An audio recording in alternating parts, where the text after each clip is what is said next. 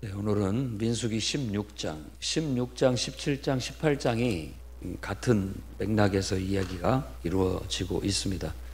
그 유명한 이제 고라의 반역 사건, 그 사건으로 확정 지은 것이 뭐냐면 아론의 자손들만이 제사장이 될 수 있다. 하나님 앞에 분향할 수 있다. 이걸 확정 짓고 17장, 18장에 그거에 대한 보완적인 이야기들이 나타나 있습니다. 그래서 아마 고라의 사건은 아마 교회를 다닌 사람들은 한두 번쯤 다 들어볼 법한 그런 이야기라고 볼 수가 있겠습니다. 고라는 레위 지파 사람입니다. 그것도 고핫 자손 중에 한 후손입니다. 그 레위 지파인 한 사람과 그 다음에 르우벤 지파의 후손인 다단과 아비람 그리고 온 이렇게 세 사람이 주동이 돼서 당을 지었다라고 그렇게 얘기를 합니다. 이렇게 당을 지었다라고 하는 것을 우리가 요즘식으로 얘기를 한다면은 지금 정부가 있다고 한다면 정부가 이 나라를 이끌어가고 있는데 거기에 반정부 체제가 선 거예요. 반정부 체제가 서서 당신들이 이 나라를 이끌어가는 걸 도저히 눈뜨고 못 보겠다. 우리가 이끌어가겠다라고 하는 그런 시도라고 볼 수가 있습니다. 그래서 당 짓는 것에 대해서 신약 성경에서도 굉장히 우려하는 그런 교훈을 주고 있습니다. 당 짓는 자들. 그러니까 자기들의 세력을 만들어서 지금 지도 체제를 부정하고 자기들 따로 그 지도 체제를 전복하고 자기들이 지도자가 돼서 이끌어 가려고 하는 그런 어떤 시도를 당짓는 것이라고 여기서는 얘기하고 있습니다. 250명의 백성이 아니라 지휘관들을, 지도자들을 포섭을 했고 그들과 함께 모세와 아론한테 와서 그들을 거슬렀다라고 그렇게 얘기하는데 그들이 주장하는 것은 너희가 분수에 지나도다. 너희가 해도 너무한다 이런 말이죠. 회중이 다 각각 거룩하고 여호와께서도 그들 중에 계시거늘 너희가 어찌하여 여호와의 총회 위에 스스로 높이느냐라고 말하는데 이 말은 이런 의미를 갖고 있습니다. 그러니까 아론의 후손 중심의 제사장 제도를 우리는 반대한다 이런 얘기입니다.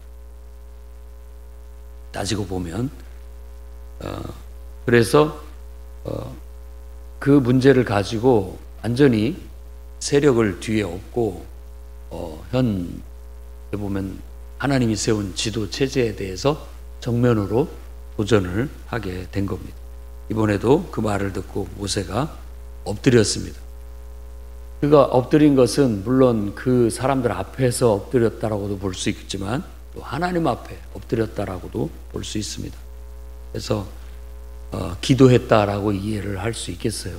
사실 모세는 여러분이 알겠지만 그 온유함이 지면에 승하다, 아주 다른 사람이다라고 그렇게 얘기를 하고 있고 지도자로서는 아주 이상적이고 모범적인 사람으로 나타나고 있고 하나님 나라의 전반적인 것들을 잘 가르치는 교사의 역할도 하고 또 그들을 이끄는 목자, 목양의 역할도 하고 그렇습니다.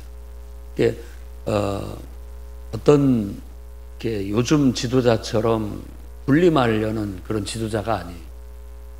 가만히 보면은 항상 중심에 잘 균형을 잡고 서 있습니다. 하나님께서 이런 문제가 닥쳤을 때 바로 그 사람들을 다 멸하겠다라고 했음에도 불구하고 모세는 그게 목적이 아니기 때문에 한 사람의 이 몇 사람의 죄 때문에 전체를 다 멸하시려 하십니까? 라고 나가서고 나왔다라는 것도 이게 하나님의 뜻을 받들어 하나님의 뜻을 선포하고 이끌어가는 사람이지만 또 백성들을 아끼고 이 사람들이 아니면 또 어떻게 하나님의 나라가 세워질 수 있겠느냐 하는 그런 마음을 갖고 백성들을 아끼는 또 지도자입니다. 자기를 돌로 치고 죽이려고 하고 욕하는 사람들 앞에서도 항상 의연한 자세로 그의 마음의 어떤 중심은 그런 상황에 내가 아니래도 나보다도 더 잘할 수 있는 지도자가 있으면 언제든지 나는 누구든 나서서 했으면 좋겠다. 그런데 하나님이 판단해서 봤을 때는 모세만한 사람이 없습니다. 모세밖에 지금 상황에서 그 역할을 그렇게 수행할 수 있는 사람이 아무리 따져봐도 없어요. 좀 흠결이 있고 부족하다 할지라도 그래도 모세를 대체할 수 있는 사람이 없어요. 그게 지금 이 민수기서에 깔려있는 이야기죠. 이게 광야에서 무슨 일이 벌어지고 있느냐, 이스라엘 백성들이 하나님을 섬기고 하나님의 법도대로 하나님의 뜻대로 믿음으로 바로 서서 나아가야 되는데 그러지 못하고 수시로 어떤 이런 반역의 일들이 계속해서 벌어지고 있다라는 것을 보여주고 있는 겁니다. 그래서 어떤 학자는 지금 이 15장을 기점으로 해서 벌써 이게 광야에서 38년 동안 진행되는 일인데 오랜 세월이 지났다. 그래서 광야에 40년으로 친다면 후반기에 바로 이게 들어선 것이다. 그래서 전반부에도 하나님에 대한 불신과 반역이 있었다면 후반기까지도 하나님에 대한 반역은 계속됐다. 이런 어떤 얘기를 하고 있는 것이다 라고 그렇게 얘기합니다. 이제 보면 인류의 역사도 어떤 반역의 역사고 성경의 이야기도 결국은 하나님에 대한 무지로부터 벌어지는 하나님에 대한 반역, 불순종의 역사를 다루고 있다라고 그렇게 말할 수가 있습니다. 그 말은 우리들의 이 본성이 하나님을 늘 거스릅니다. 그렇기 때문에 이 본성을 잘 다스리지 못하면 어느새고 뚫고 나와가지고 또다시 하나님 앞에 하나님을 거스리고 하나님께 불순종하고 하나님을 대적하는 일들은 그냥 수시로 나오는 거예요. 그게 광야 생활의 특징입니다. 특히 좀 더 우리의 삶이 강팍해지고 어려워지면 그것은 여지없이 더 뚫고 나와서 이와 같이 무리를 짓고 우리 마음속에 어떤 세력들이 일어나서 하나님께 불순종하려는 그런 어떤 감정이 들어차고 또 그런 마음 심보가 들어차서 아무리 뭐라고 해도 들리지 않고 끝끝내 그 고집을 꺾지 않는 그런 일들이 벌어집니다. 공동체적으로도 마찬가지입니다. 공동체적으로도 참 아이러니하고 안타까워요. 그러니까 하나님의 뜻대로 어떤 지도자를 중심으로 해서 마음에 맞든지 안 맞든지 맞춰가면서 하나가 되는 것이 사실은 귀하고 좋은 거예요. 그런데 몇몇 사람들이 그 지도력이나 지도하는 거에 대해서 늘 비판적인 시각으로 보면서 자기들이 더 잘할 수 있다라고 생각을 해요. 물론 잘할 수도 있을지도 모릅니다. 본인들이 하면 이렇게 안 한다, 더 잘할 수 있다라고 늘 얘기를 해요. 그렇게 해서 그러면 믿고 그 사람들을 지도자로 세워서 해보면 그만 못합니다. 똑같거나 그만 못해요.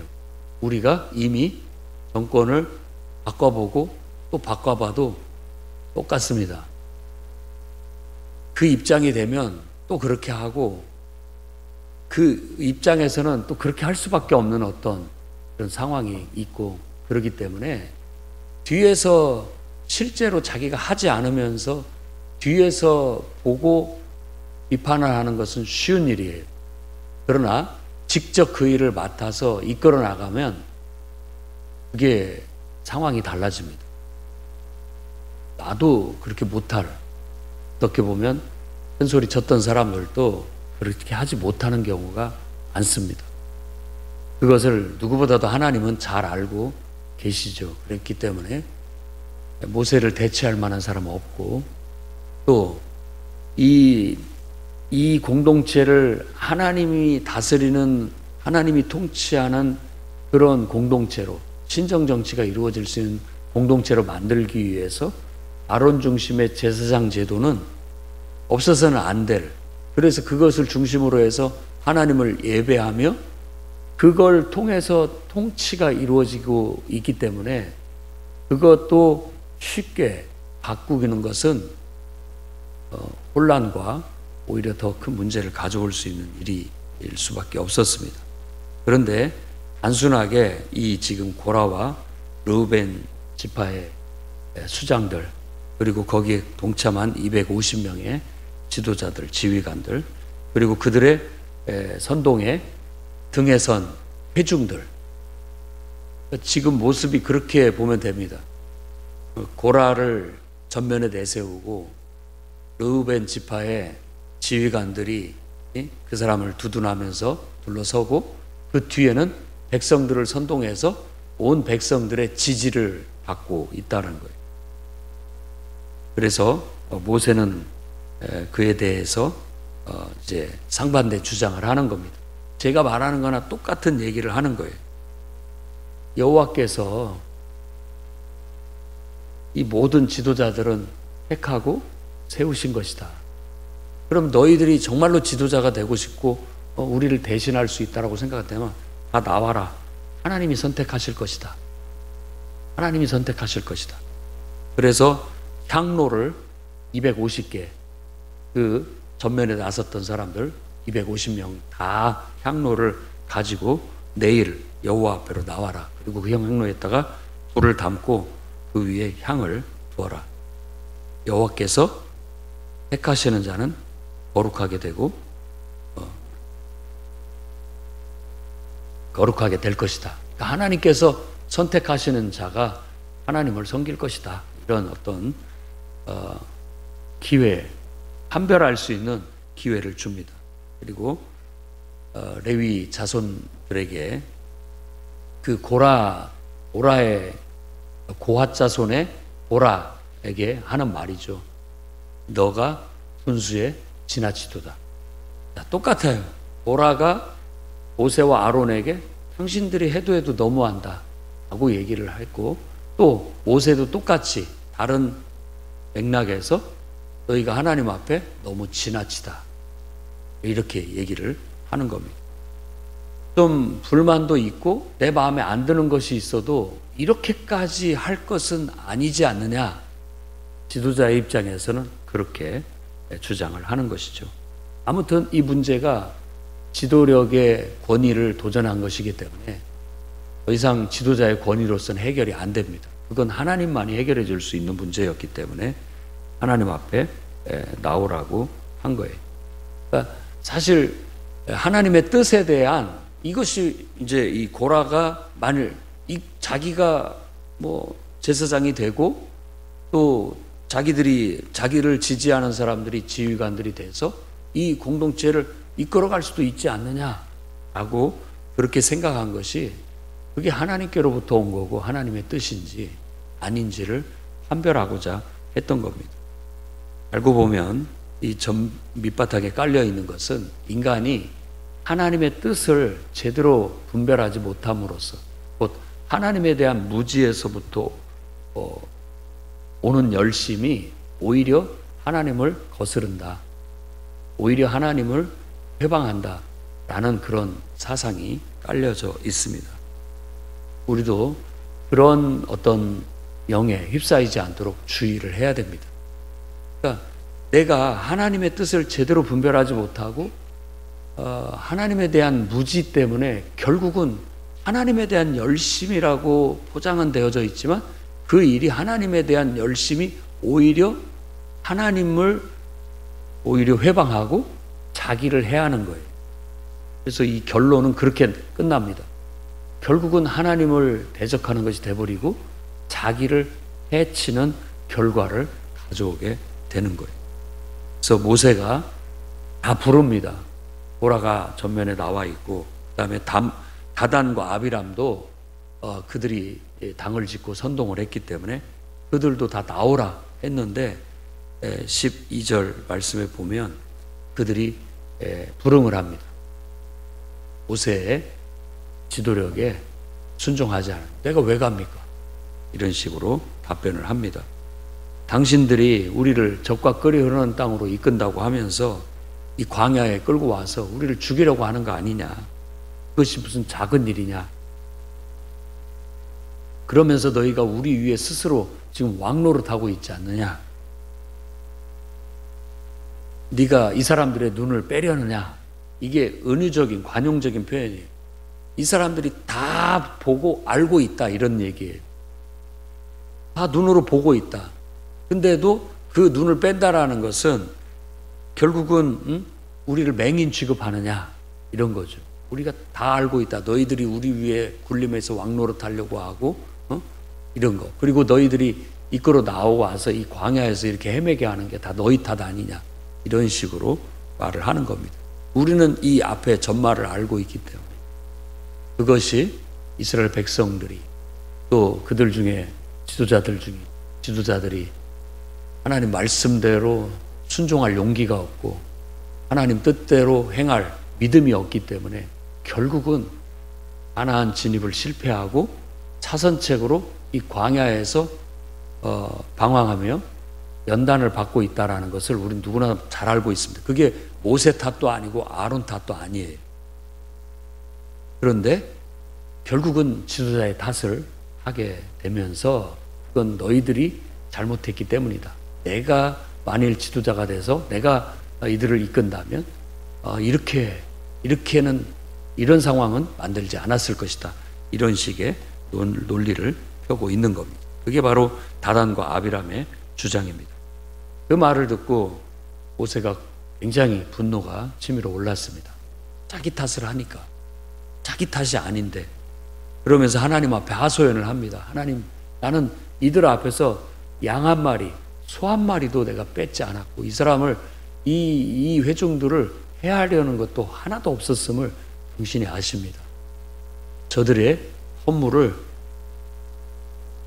받지 말아 주십시오. 받으시면 안 됩니다. 그들이 악하다라고 그렇게 기도를 합니다. 결국은 모세는 다단과 아비람은 나오지 않고 고라에게 말합니다. 너희 향로를 가지고 250개 가지고 나와라. 그러자 이 사람들은 회중을 선동해서 다 등에 업고 회중을 대동해서 옵니다. 항상 그 지도자에 대항을 할 때 그냥 당당하게 오는 사람 없습니다. 다 뒤에 자기 세력을 등에 업고 옵니다. 이 사람들이 나를 지지하고 있다. 다 이 사람들의 뜻을 내가 대변하는 것이다. 하고 그 사람들을 등에 업었기 때문에 그 용기를 내서 말을 할 수 있는 겁니다. 그렇지 않으면 그럴 말할 용기도 없는 사람들이 대부분이죠.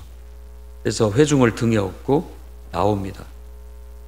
그러면서 마치 자기가 천군 만마를 얻은 것처럼 모세와 아론을 막 비난하면서 대적합니다.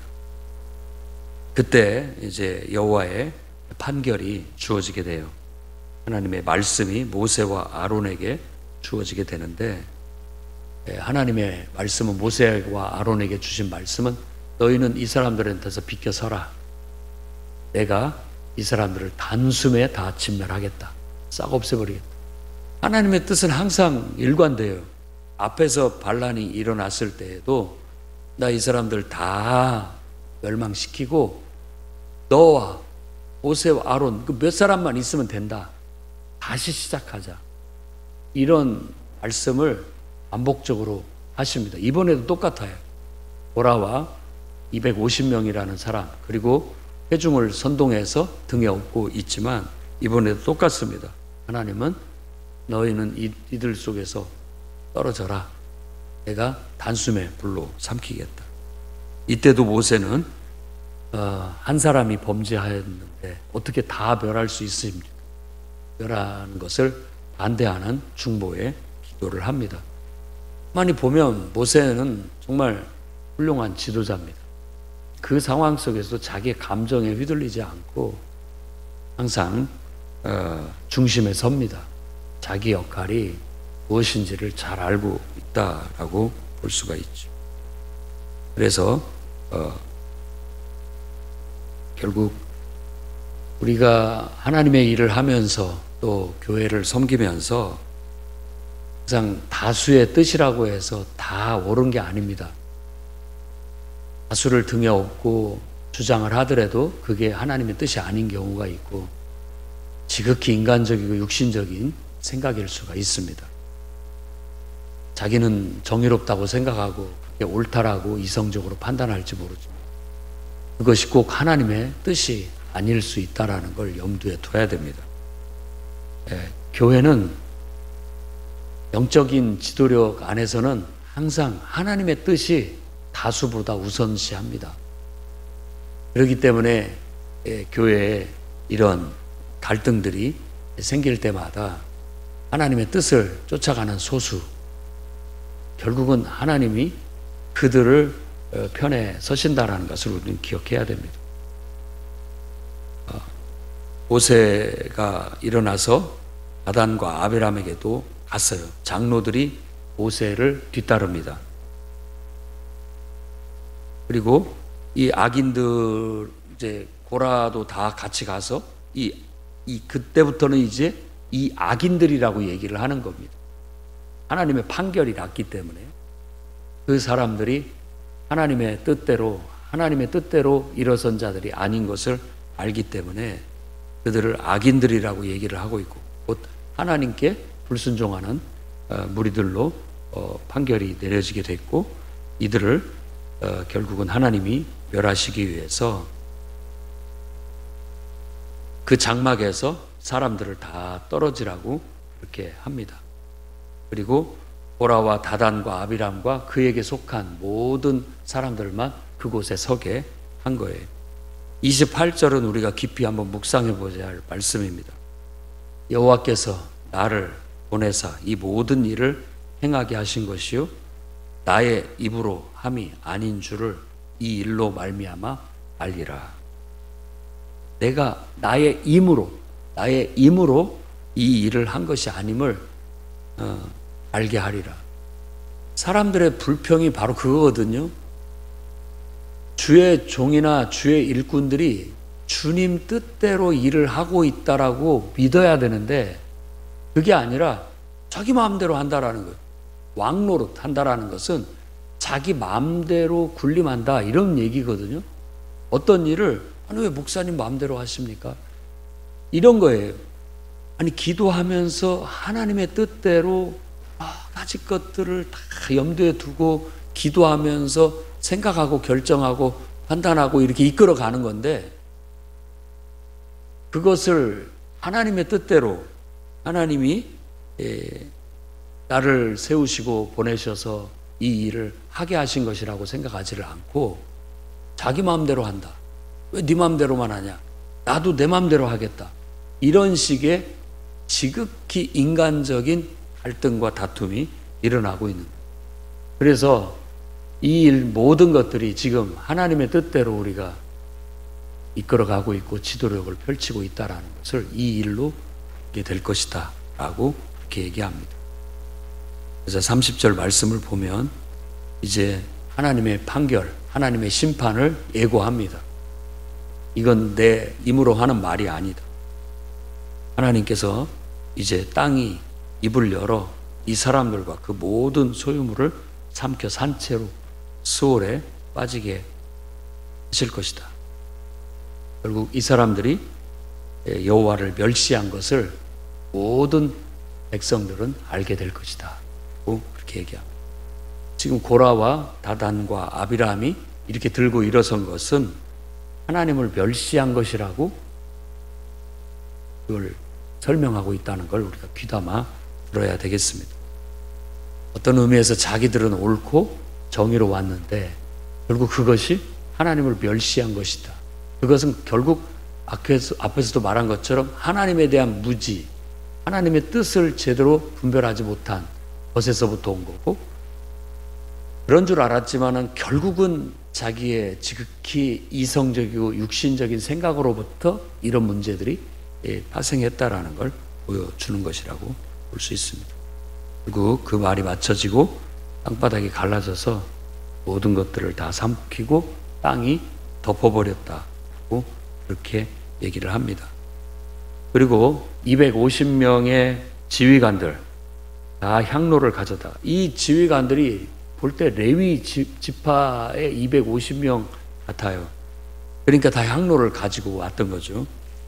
그리고 그 향로에서 불이 나와서 250명도 다 불살라 죽었다라고 그렇게 얘기를 하는 겁니다. 그래서 이 이야기가, 이 사건이 주는 교훈은 바로 아론의 자손이 아니면 분향하지 못한다. 이 말은 하나님 앞에 출입하면서 제사장의 역할을 할 수 없다. 그걸 못 받게 되는 겁니다. 그래서 너희는 고라무리처럼 되지 마라 하는 교훈을 정말 아픈 상처로 각인을 또 한번 시키는 일이라고 볼 수가 있겠습니다. 이렇게 해서 많은 사람들이 결국은 하나님의 심판으로 죽게 되자 그것을 지켜본 일부 백성들이 모세와 아론을 원망합니다. 그들의 말을 들어보면 너희가 여호와의 백성을 죽였도다 고 원망을 했다는 것. 그러니까 이런 것을 현대 교회에서 이렇게 한번 살펴보면 교회 안에 어떤 지도자에 대한 그 불신과 그걸로 인한 혼란, 그런 거에 찾아왔을 때 일부 성도들은 목회자를 지지하고 어떤 일부 성도들은 또 이렇게 들고 일어난 사람들을 지지하는 그런 일들이 또 벌어진다는 거예요. 꼭 벌어집니다. 이런 일들을 우리가 이런 말씀을 반면교사로 삼아서, 거울로 삼아서 그런 일들이 발생하지 않도록 철저히 영적이어야 되고, 또 하나님 앞에 이 영적 질서가 왜 필요한지에 대한 그런 것들을 지켜야 됩니다. 행여 내가 더 잘할 수 있다라는 교만, 그리고 또 현 지도 체제에 대한 부정, 불신, 그걸로 인한 혼란과 무질서, 이건 더 큰 상처와 더 큰 희생을 치르게 만드는 어떤 의미에서 자기한테도 해롭고 공동체에도 해로운 일이 될 수가 있습니다. 어지간하면 정말 하나님 앞에 죄 짓는 거 아니고 잘못된 길로 가지 않은 거라면 교회를 이끌어가는 지도자의 뜻에 맞춰서 질서를 유지하고 화합과 협력을 이루면 그게 최선일 수가 있습니다. 최선일 수가 있어요. 그렇게 하면 뭔가라도 되고 뭔가라도 이루어져요. 뒤집어 엎어서 뭔가를 한다고 해봤자 그게 잘 안 됩니다. 오히려 더 나쁜 결과를 가져와요. 그렇기 때문에 신중하게 생각을 해야 되고, 과연 어떤 것이 하나님의 선하신 뜻인지 알아야 되고, 여러분도 저도 믿어야 됩니다. 지도자들이 잘못하면 하나님이 알아서 벌하시고 알아서 바꾸십니다. 믿음을 가지셔야 돼요. 여러분들이 인간적으로 들고 일어나서 이렇게 안 해도 하나님이 알아서 하신다라는 믿음을 가지고 기도하셔야 됩니다. 그로 인해서 회중들이 이렇게 그것에 영향을 받아서 또 들고 일어나자 하나님은 또다시 말합니다. 너희가 이 회중을 떠나라. 내가 순식간에 그들을 멸하겠다. 나쁜 말로 말하면 이 사람들 다 필요 없다. 이런 식이죠. 하나님께서. 그러나 또 모세와 아론이 하나님 앞에 엎드렸습니다. 그때 모세는 하나님이 내리시는 재앙을 직감하고 아론에게 빨리 분향단에 향을 담아서 회중들에게 가서 그들을 속죄해라 라고 그렇게 지시를 하는 겁니다. 그러나 이미 그가 향을 담아서 속죄하러 갈 때 연병이 퍼지기 시작했습니다. 그래서 여호와의 진노로 연병은 시작됐고 그 연병으로 인해서 이렇게 저렇게 죽은 사람이 14,700명이 됩니다. 그건 그 전체 회 중에 큰 숫자예요. 예를 든다면 100% 중에 14%가 그 일로 인해서 죽었어요. 그 말은 교회로 친다면은 이런 일도 인해서 14%가 떨어져 나갔다, 사라졌다. 그렇게 볼 수 있다라는 겁니다. 이런 일들이 벌어지게 됐어요. 그걸 연병이라고 합니다. 연병이라는 것이 이 실제 질병으로 우리 안에 이게 우리 코로나 같이 전염병이 와서 막 사람이 죽어 나가는 그런 연병일 수도 있고요. 여기서는 또 다른 면에 있어서 사람들이 이 불신하고 부정하고 그렇게 해서 이 사람들과 이 사람들이 서로 싸워서 죽고 죽이는 그런 문제가 생겼다고도 볼 수 있는 거예요. 자, 일부 지도자들이 일어나서 선동해서 이렇게 해가지고 그 사람들을 다 나가버리고 결국 그 사람들 나갔다고 해서 또 밑에 있는 교인들이 영향을 받아갖고 서로 네가 올래 내가 올래 서로 싸우면서 그 사람들 중에서 또 분열되고 나가버리고 결국 14%가 그렇게 돼버렸다라고 지금 이 결론적으로 얘기를 하고 있는 겁니다. 그 와중에 이제 아론은 제사장이기 때문에 이 사람들 찾아가고 저 사람들 찾아가고 어떻게 해서라도 한 사람이라도 더 살리기 위해서 애쓰는 그런 모습이 제사장의 역할이에요. 마음은 아프지만 하나님이 주신 그 권위를 가지고 이 사람 찾아가서 설득하고 저 사람 찾아가서 설득하고 한 영혼이라도 잃어버리지 않기 위해서 이렇게 하는 그런 모습이 이 말씀 속에 보입니다. 그러니까 이게 광야입니다. 이게 광야예요. 그러니까 빨리 광야를 벗어나서 인정된 하나님 나라에 들어가서 온전한 하나님의 통치 아래서 안정과 보호와 번영을 꾀해 나가야 될 것입니다. 아니 아직도 광야에 머물러서 이렇게 수시로 인간적이고 육신적인 것들로 들고 일어나서 계속 찌그락찌그락 하면서 나아가면은 안정도 보호도 번영도 없어요. 고달픕니다. 늘 고달퍼요. 이제는 우리가 광야 생활을 졸업하고 아감히 믿음의 결단으로 하나님 나라 안에 들어가서 온전한 주님의 오직 말씀에만 복종하고 순종하고 하나님 뜻대로만 행해서 그분 안에서의 안정을 찾고 그분 안에서의 보호를 받고 그분 안에서 참된 복된 번영을 누릴 수 있는 축복이 저와 여러분과 이 교회에 있기를 주의 이름으로 축원합니다. 기도하겠습니다. 거룩하신 하나님, 우리의 미숙함과 또 우리의 안정되지 못한 문제들을 하나님 앞에 아뢰입니다. 주님께서 임재하여 주시고 선악간에 판단해 주시고 하나님께서 우리를 이끌어 주시고 다듬어 주시고 연단은 시키시사 온전히 하나님 앞에 헌신되어지고 온전히 하나님 앞에 순종함으로써 아름다운 향기를 내뿜을 수 있게 하시고 하나님의 기쁨이 되게 해주시고 하나님 안에서 온전한 선한 열매들을 많이 맺어내는 진정한 하나님 나라, 주님을 섬기는 진정한 참된 그런 교회 공동체가 되어서 하나님을 섬기며 나아가게 해 주옵소서.